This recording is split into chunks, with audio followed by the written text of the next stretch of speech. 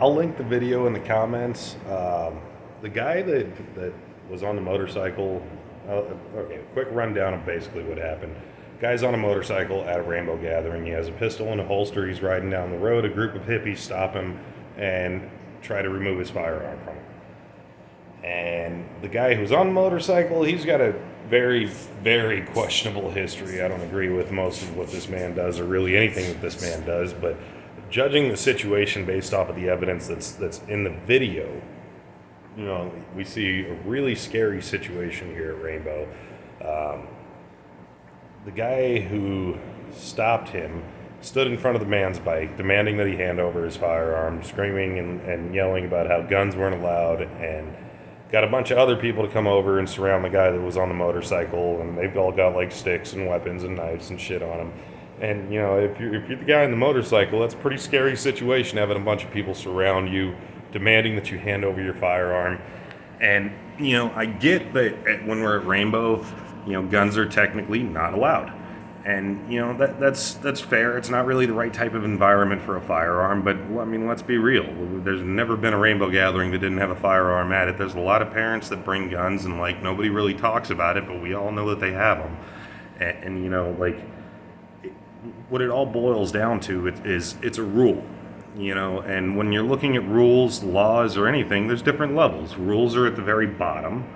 And then you have laws. You have the next level up would be like your city ordinances, and then you have from your city ordinances your state laws, and then your federal laws, and then your constitutional laws, and there's different levels of each different kind of rule. And the rule that we have on guns, it's just that. It's a rule. It's the very bottom of the level. Sure, we all know that guns aren't supposed to be at the gathering, but that's not going to stop people from bringing them. And we have to actually ask ourselves, what is the proper way for us as a community to deal with this situation when we have somebody who brings a firearm into the rainbow gathering? Is it to confront them the way that Montana Mud did and Useless and his minions? Or is there a better way of handling this situation? Speaking from the law's perspective, every American citizen has a right to own a gun. That's a constitutional right, and that's the highest form of law. And on top of that is if somebody's trying to remove your firearm, any responsible gun owner knows that they have an obligation to protect that firearm and to maintain control of it at all times, which means you can't just let a group of hippies take your firearm. What happens if that hippie that takes it decides that he wants to run off and go shoot somebody with it or rob a liquor store or something, and you just handed your firearm to him willingly? It's not going to go over so well. You can get in some trouble for that.